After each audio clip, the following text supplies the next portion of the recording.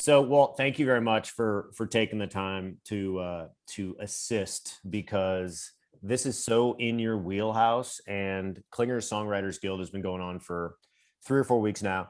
I got a lot of lyrics from Rock 95.5 listeners, but if we're being fully transparent, I don't know what to do with them because Oh, what was your plan going into it? Did you think like, oh, I can craft a great song? no, I definitely knew that I wanted to lean on somebody like yourself, Okay. because this is just a little bit out of my wheelhouse. And I love the idea of creating a song about us here in Chicago, but written by listeners, which they've provided 3 weeks of lyrics. And Right. so now I kind of feel like we're at the point where it maybe time to kind of tighten this up a little bit. And I didn't really know how to start. And this is what you do and you have done for a long time. All right, a couple things. First of all, I'm not the lyricist guy in Stabbing Westward, so I rarely dabble in lyrics. Usually, how it works for us is I'll write a beat or a riff or something like that, and it'll start there. Then I'll send it to Christopher. He'll drive around in his car all weekend and come up with some things that go against it, and then he goes into his bag of tricks of lyrics, and we can tell a story and all of that kind of stuff. But it usually, for me, starts very musically and all of those types of things. So starting with lyrics is very different for me. So it's not super in my wheelhouse, but there are some things that I think you have to check first. What, like, make decisions. Okay. What is the song going to be? Is it a fast song or a slow song? I mean, I think that's your first line, speeding down the road again. All right. That kind of sounds like it's going to be a fast song. And then you've got a chant with Malort, Malort, drink the Malort, which I think is an amazing lyric. But I mean, all right, how does that tie in with some of the other lyrics that we have in there? It's going to be difficult to cohesively tell a story with this. So it might take some jumble, moving things around to see how you can draw the lines between all of these lyrics to create that one story. I think that is a perfect sort of reset. In my mind, I hear this as a fast song, Okay. not a sleeper song, but Right. it's also, and we've kind of talked about this before, it's not a gimmick song either. It's not some hokey ass song. It's going to be a rock song. Yeah. Yeah. But I Yeah. like You the want to be idea of legit. it being kind of a fast rock and roll song, Right. And I think like that first line, speeding down the road again, that sounds great. And like some of the stuff, some of the lyrics, have to do with, coming out of the pandemic, Yeah. and, the many masks we wear are hiding our true identities from living during the pandemic.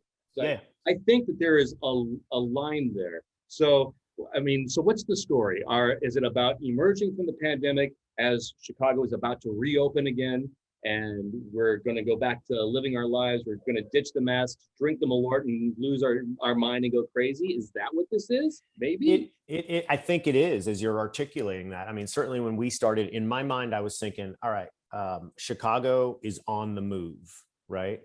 Coming out of not just winter time, excuse me, not just winter time, but a year of just being beat down by COVID. Right. So we're coming back. And I remember the very first time that you and I talked last year, and you were like, Chicago's the greatest city in the world. 100%. I've been here 8 months now, and it's starting to really shine for me because the weather is warm. And I'm a fan of wintertime, but the weather's warm. People are out and about. Masks are starting to come off. And I think this song that we're making kind of needs to have that vibe. Right. Absolutely. One of my all-time favorite songs that kind of has that is "Summertime Girls" from Y&T. I don't know if you know that one. It's a great hair song. We should pull that out for that hair club. All right. But it's got that feel of like, bikinis on and just we're living life for the summertime. It's a great party song. And I think that's how, April in Chicago is always great because that's when the sundresses come on, the shorts come on, and like the winter jackets go away. Yeah. You get those first couple of warm days, everybody just loses their mind, goes outside and goes nuts. And now we're kind of seeing that in mass scale as the entire city is starting to open up again. Yeah. And it really is the greatest city on the planet when everything is happening in full swing as we're about to get into. So, I mean, you've seen the concert calendar and you know that it is just jam-packed with stuff. So we need to add that song that articulates that feeling of things are open again and it's time to get back to living the good life. 100%. And I love that. And I also do feel, as you bring up the fact that, hey, we may need to rework these lyrics. I'm cool with that. Maybe the order needs to be kind of changed up and tightened up for it to kind of flow. Right. And the other thing that we're going to need to come up with is like the cadence. So, like the rhythm of the lyrics, because some of them have a cadence built into them. Like I love her image dances through my memory like a warm summer breeze. She's bringing my underwear down to my knees. So that's got a rhythm to it, right? Yes. So, but then there are other lines. Let's go floating on the lake. I love the sentiment. It's perfect for what we're talking about. But how do we give it the cadence that falls into the form of the other lines? So we kind of have to feel it out and figure out what that cadence is going to be as we draw the line. So we might need to add and subtract a few words to create the cadence within the line that was given to us. And again, dude, I can't thank you enough for kind of pulling the curtain back and giving us like an idea of what your band Stabbing Westward goes through. Whether you do lyrics or not, you're still part of the creative process. And what you do is kind of give maybe the nudge, right, with what you're laying down. So it's fascinating to me to hear you talk like that, because I don't know anything about that, man. And it seems like when a band is in the studio, tell me if I'm wrong, not only are you in the lab, but there's a very small group of people, your band and maybe a producer and stuff, that are privy to all of what we're talking about right now. Yeah, for sure. And it's like we would always have our like the band would be in the room as we were writing a song, working on stuff, and some of the guys, like the majority of the song would be written, but we were trying to come up with the middle section. And Jim, our bass player, he was great with coming out ideas, and he'd throw 200 of them at the wall because we knew he'd come up with one that would really stick. And I was always like, yeah, just keep throwing stuff. We'll find the one that works with the song. So like, you just, if you're in the room, you're part of that process of pushing the song forward and creating a finished product. So there are like just a handful of those people in the room. A lot of times, nowadays, been working for the past 5+ years via Dropbox, where like I'll do something, send it to Christopher, he'll pull the file and he'll add his stuff, send it back, and we just go back and forth that way. Much slower process than being in a room together, but and I think it really also narrows it down to the people who can input, because if I'm working on an idea, I send it to him and then he works on it, and then maybe I work on it in tandem, and then we kind of can bump heads because I did something that he didn't know about and he did. So it's like it can be a little muddled that way, but it's interesting. I mean, the technology is a tool, and you got to use it the best you can to come up and create that finished product. Would you say that you're giving us a homework assignment to figure out the proper order of these songs? And again, all of these lyrics that Walt and I are looking at are at rock955chi.com on the Klinger blog. And the order I have them is the order that I received them. So while they look like maybe they've been put in a specific order, they totally haven't. And to your point, it sounds like we're going to have to, move them around, maybe change them ever so slightly. I will tell you the lady that called and said, let's go floating on the lake. She was drunk floating on an inner tube when she called me from her tube. And she's in a floaty club that's called the Floaty Club. And I think her buzz was kind of allowing her to freestyle these lyrics. But the line works with what we're talking about. I mean, I look out my window and see the playpen every day, and it's loaded with boats. And somebody was water skiing this morning for the first time. I mean, oh my God. Morning, and I'm like, I haven't seen that one yet. But it's the right sentiment. So it's like, how do we work that line in, regardless of how she delivered the line to us? We can work with what the meaning is, the context of the statement. Okay. Yeah. But I think that there's good stuff here. And I mean, it's just a matter of when you add a line, be thinking about what the story is. I mean, and I like starting with, covered up, masked, and then let it go. And the next thing we need to also come up with is what's going to be the chorus? What's the hook that we're going to use to repeat with? Got it. And, lots of things to think about. That really kind of sums up what the song is about. Okay. It's like, what's that one line? And maybe we don't have it yet. Maybe we still have verses and a middle section as far as lyrics go. But what is, although "Malort, Malort, Malort, drink the Malort" is an awesome chant. I can't wait to work that one in there somewhere. No doubt. But what is that chorus that's gonna like turn up the radio by Autograph? You know, that does it all. What's the line that's gonna make this song really stand out? This is, and again, dude, this is not, I'm really good at hunting and collecting maybe lyrics, right? But putting them in the form of a song that we would actually hear on the radio is a little different for me. But so excuse this question, but is that something that maybe we finish the lyrics and then we could have the next week or two of the Songwriters Guild and just asking people to come up with a chorus that makes sense? Or should that be worked in tandem as we work through the lyrics? I think it's, well, I would say, and the image of you with the horns behind your head is amazing, by the way. There you go. I think there's nothing wrong with taking some focus and saying, thanks, you've been giving us lyrics one line at a time. That's great. But now let's focus a little bit and let's come together as a guild and create that chorus. What do you think the chorus line? And maybe this becomes like, you collect some lines that you think are chorus, that people think are choruses, and then we put it to a vote. You put it like a vote on the Klinger blog and go like, all right, I've got these 3 lines that could be our solid chorus. Which one do you want? And then people can go to the blog to vote. I mean, it could be something like that. So it's all inclusive and everybody can have a say. I love that. And I think that is the perfect plan. Because I love the idea of people voting and like, you know, this isn't, we have not been selling this as a song that we are making and then ultimately we're making the decisions on the song. I mean, we're going to put all this stuff together, but the meat and potatoes were from Rock 95.5 listeners, which I think is just really kind of cool and unique, you know? Yeah. No, I think it's fantastic. It's going to be, ultimately it's going to be fun. It's something that everybody can be a part of. And, you know, like, look, we find a band that can play this thing and then we have a big throwdown party and we all celebrate and people are going to lose their mind when the song comes up. Dude, I love this. Now, let's talk about you. Tell us what are all the cool things? I mean, I'm seeing keyboards and a soundboard and a mixer and stuff and some guitars. For those that have been focused on you and, you know, your band Stabbing Westward, like, I mean, are you set up ready to record? Do you work regularly on riffs? What do you do?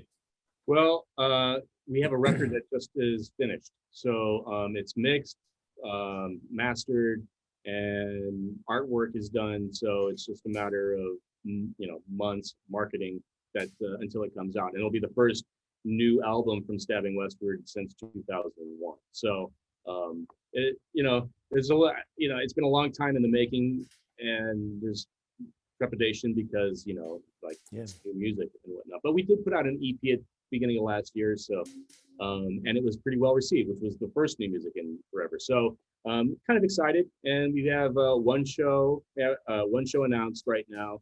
I think there's more coming here at the end of the year. We'll be at the Metro for the Cold Waves Festival on Sunday, whatever that is, the 26th, I think, of September. So it's going to be fun to get back on the horse and do that kind of stuff.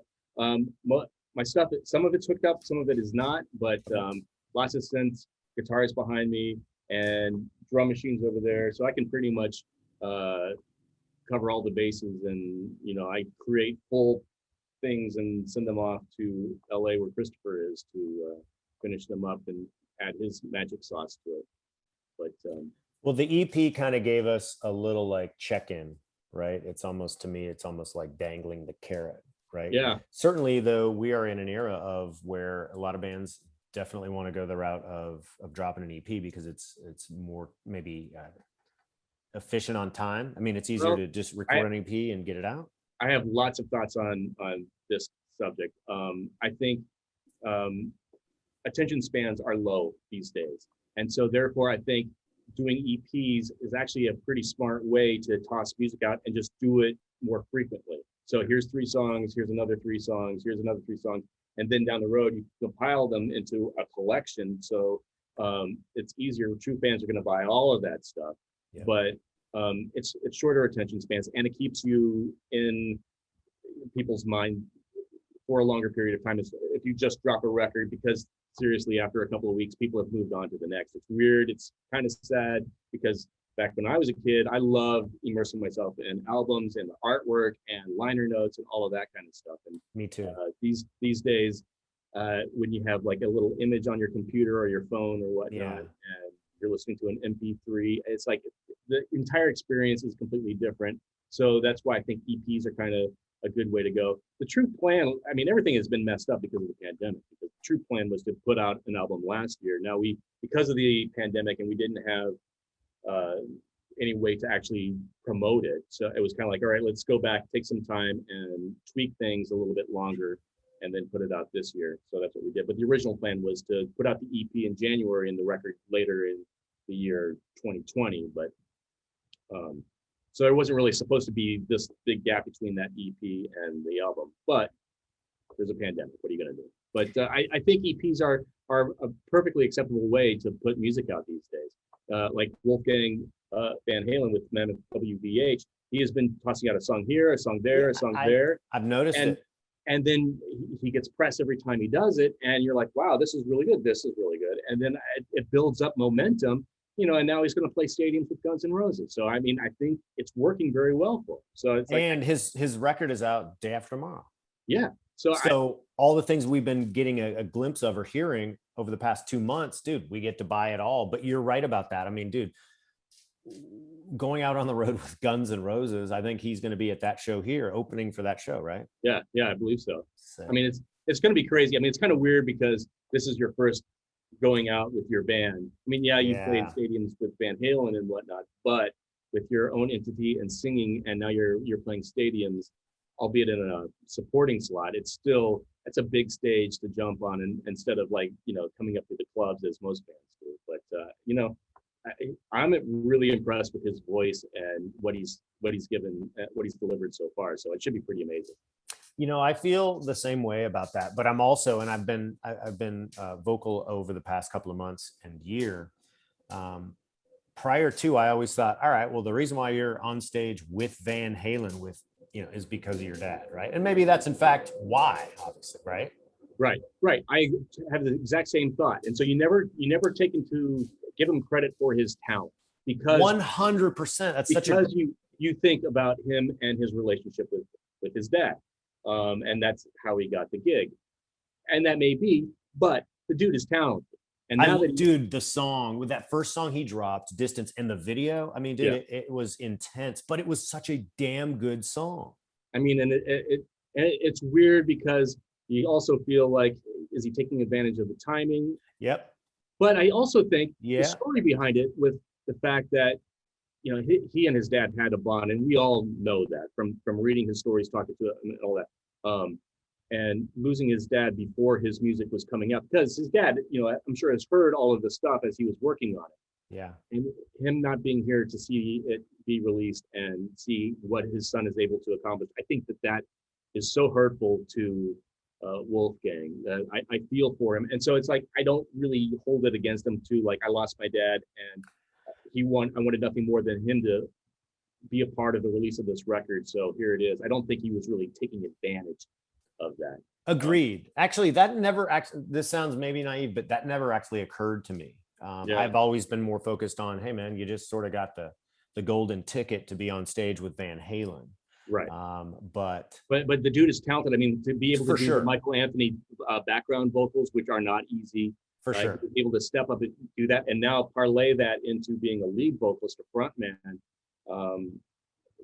I think he's great. Can't wait to see him live. We should, I don't know, time consuming time stuff, but we should do this on the regular, because I was thinking talking about music, and I was thinking the same thing. We should definitely do this regularly, because I think you and I can both spitball and toss some great ideas and things that we're thinking about music out there. Well, I want to throw this on you, and then we can end this session. If we're talking about Guns N' Roses, I feel like all the years that Slash was not in GNR, Axl was just doing his thing however the F he wanted. But didn't Slash get back in 2017? It's about right. Something. I don't know the exact year, it's about right, yeah. With Slash back in that band, I feel like in a way he's sort of holding Axl accountable. Like, hey man, I have my ass together. you got to get yours. And it seems more consistent now, maybe with But him have in you? that band. Well, I think that's right. Also, I think as you grow older, get more mature, and you know, the arriving late and all of that kind of stuff kind of falls to the wayside. You take it more seriously because it's a business. Yeah. Have you seen them since they got back together live? Nope. Dude, I went and saw them at Soldier Field when they played, you know, 3, 4 years ago, and I went in not expecting greatness. I was blown away. Axel brought it, and I was like, "Wow, that dude can sing." Is he singing? Do you think he's singing real? I do. I think I was so impressed. It was like, Awesome. wow, I cannot believe uh, how good this band is. They are really dialed in, really tight, and they put in the work. Right. I think they didn't want to come out and be embarrassed and Yeah. look sad and sloppy, and they Yep. put in the work, and it shows, and it paid off for them because I think they are a legitimate force live when you go see them now. So I'm excited to see this Wrigley show. Dude, I cannot wait to see it. And I love hearing that. And I mean, it's safe to assume that as vocalists get older, they can't hit those same notes. Yeah. I'm okay with it. Like Elton John doesn't try to hit those anymore. He just sings it a little differently. And I'm cool with that because it's like we're all aging, dude. I was able to see that Led Zeppelin show in London in 2007. I have nothing to say about that. I have no idea what that was like, dude. The whole thing, they dropped the keys of the songs down, and like I could tell, but it didn't matter because it's Led Zeppelin and they're on stage and they're throwing down, and it's weird because like I heard, I was at the rehearsal, the sound check rehearsal the night before. Oh my God. You could hear everything was good, everything was clicking, but then when they hit that first song, they opened with Good Times, Bad Times, and the adrenaline was flowing through them so hardcore that it was like a little wobbly because some people, it just was like we're so excited and so amped up, but they settled down after the second song, which I think the second one was Ramble On, and then they just fell in the pocket like it was old times, just a different key, lower, easier for Robert to hit the notes. But man, it's like, this is why this band was so great. They had the chemistry, even though, you know, you miss Bonham, but you had Jason playing the drums for that show. But most impressed by the bass player. Like, why am I blanking on John Paul Jones? Duh. Got it. He is the glue that holds it all together. I mean, playing the keys, playing the bass. Yeah, dude. Like, he was the glue that really held it together, and it was fascinating to watch. But it's cool just an example of a band where you lower the keys as you grow older, because naturally you're not going to hit those high notes anymore, and it's fine. It just works better that way. Why don't more bands do that? As opposed to, I mean, look at Vince Neil. You heard about, I didn't see the clip with Vince Neil last week, but I heard it was awful. And then Phil Collins from Def Leppard a couple of days ago said, hey, he's got a year to, you know. What I can't answer that because everybody's different, right? But is it laziness? Maybe, because you have to drop the key on everything. Sometimes songs don't sound the same if you, I mean, you know, not that there was a lot of drop tuning back in the 80s for like Motley Crue stuff, but yeah. When you do drop tuning now, it's really hard to go much lower. Instruments don't do that. Right. So if you have to play it up an octave, it's going to sound less ballsy. So there might be a myriad of reasons why, but it might be laziness. I know that we adjusted a few keys, but not many in the Stabbing set. Everything is pretty much as is, which is a testament to Christopher, who just has been able to keep his voice in shape to where he can still do it. Which there is a lot of effort involved in doing that. You don't just let time continue to pass and then decide, oh well, I'm going to try to keep singing like I did 15 years ago. Like, dude, this is super cool, and you know, it's just a trip that you and I are working in the same city at the same radio station, because although we never met before, I'd seen Stabbing Westward at the Freebird Live in Jacksonville Beach, or maybe Jackrabbits in Florida. Our mutual friend Tim Hall is a promoter there locally, and it's crazy to be talking about him with you when I was at a station in Jacksonville, and you guys would just roll through, you know, kind of on the regular. Yeah, it's been a crazy ride, but it's fun, and I am thrilled to be home in the greatest city on the planet that is a music city that loves music and loves rock and roll. And we have the best group of people on this radio station, and thrilled to be a part of it. Well, Thrilled let's get you're a a part of it. song. I appreciate that. Let's get this song going forward Yeah. momentum. I appreciate your input, man. Thank you. You got it, man. I'm always here.